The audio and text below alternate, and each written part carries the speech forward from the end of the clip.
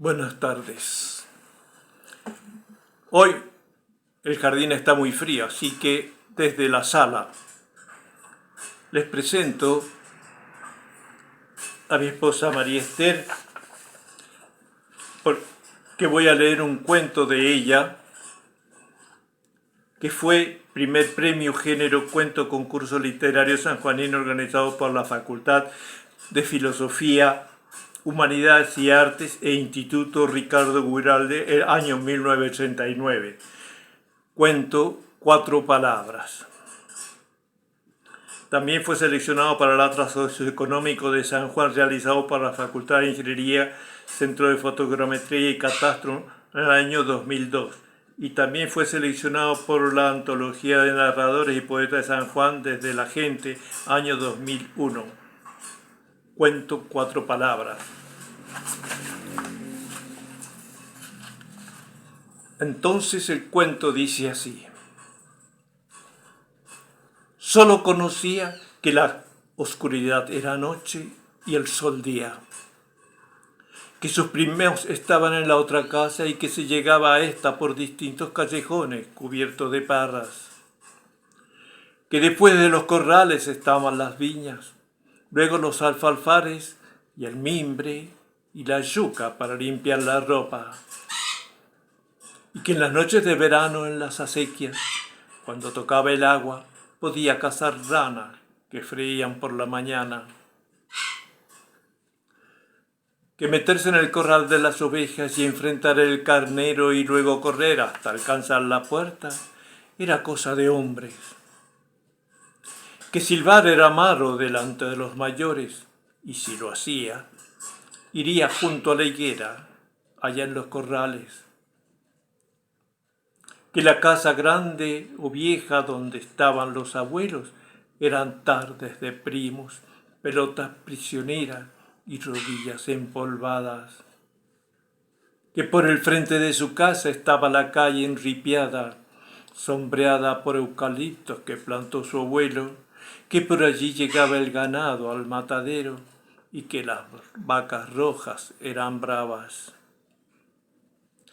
y que los truenos en verano eran como el ruido que hacían los carros de Marcolino al andar por su calle. La calle. La calle era para ella como un patio más de esa casa heredada por su padre, cuyas líneas divisorias eran un hasta aquí del abuelo, que quería que en el futuro sus hijos no se distanciaran por el reparto de la herencia. Pero sus pasos y los de las luciérnagas no tenían límites, porque para ella el futuro, ¿qué era el futuro? Quizás que su cuerpo cambiara, que su cara se llenara de calor frente a una mirada y que esa calle que se llenaba de trotes y crujidos de carretelas que pasaban por la noche en verano y se llenaba poco a poco de motores y luces, quizás por aquel entonces comprendió que entre su casa y la calle había una puerta y que lo suyo terminaba allí. Pero a ella no le faltaba nada. Tenía la casa, el damasco, las parras, la higuera, el corral, el callejón, el patio de las tardes de juegos y las sombras de los jazmines y el agua de las acequias, y los mimbres y las chamuchinas y los tordos, y a Silvia, Saúl, Mario, Inés, Margot, Daniel, Miguel, Alicia, Dedé, Horacio, Carlos, Hugo y a Cuca y al abuelo, porque el abuelo se fue sin decirnos nada, sin darnos cuenta. Quizás los descubrió un día en los silencios prolongados del abuelo, y a papá y a mamá, lógicamente. Mas un día le dijeron que estaban alambrando, porque allá cerca de las tapias pasarían la ruta y que en los alfalfares habían hecho muchas casas. Entonces El abuelo se fue con la viña nueva, las ovejas y las vacas. Pero ella seguía teniendo sus hermanos, su primo. Y a papá y mamá, lógicamente. Aunque a partir de allí algunas cosas cambiaron.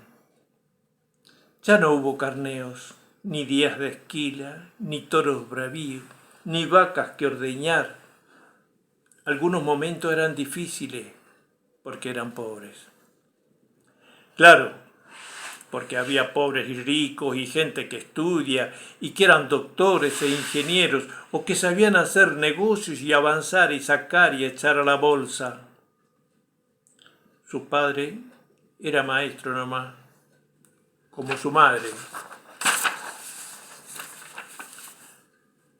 Y sus tíos paternos tampoco eran doctores, ni abogados, ni ingenieros, ni eran hábiles en los negocios, y aquellos que recibía se les esfumaba, se les escapaba de las manos. Sí, su padre era maestro de campo y vendedor de alpargatas y elásticos y yuyos. Sí, todo le era difícil ya. Pero ellos sí estudiaban y serían algo, mientras el límite se hacía en el fondo y la ruta crecía y la calle del frente se llenaba de sol por la ausencia de los eucaliptus. Y ella fue maestra nomás, como su madre. Todo era natural, normal, como la risa y la lágrima, como tener esposo, hijo, casa en un recodo de la casa vieja. Y aunque en las Navidades no había tinajas con clericó y bailes y fiesta corrida del 31 al 2, había una mesa tendida llena de hermanos y mamá y papá en casa, naturalmente.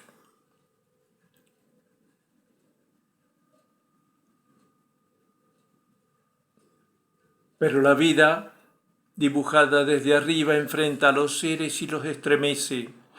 Y ella conoció el vacío. Papá ya no estaba, solo le quedaba mamá, los hermanos y la casa donde había nacido, y la casa vieja, la de los abuelos.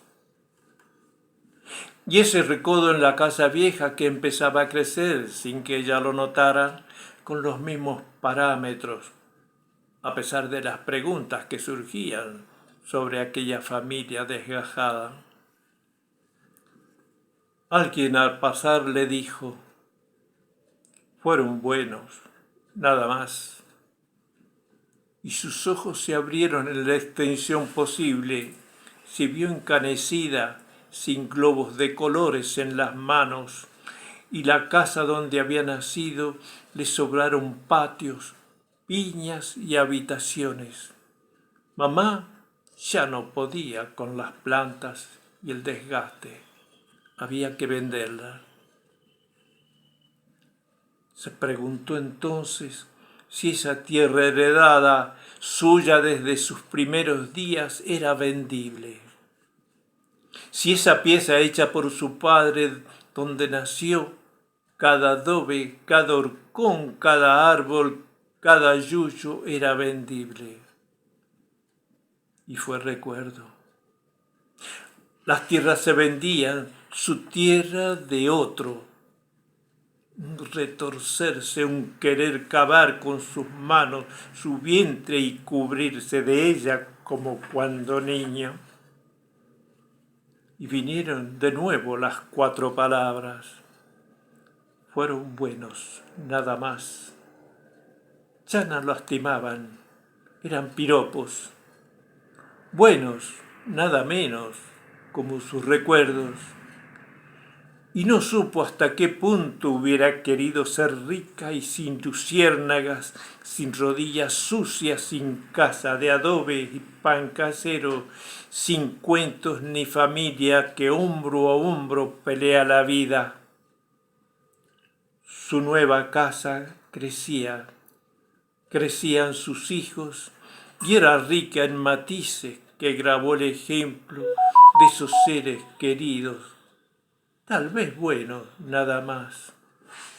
¡Qué maravilla!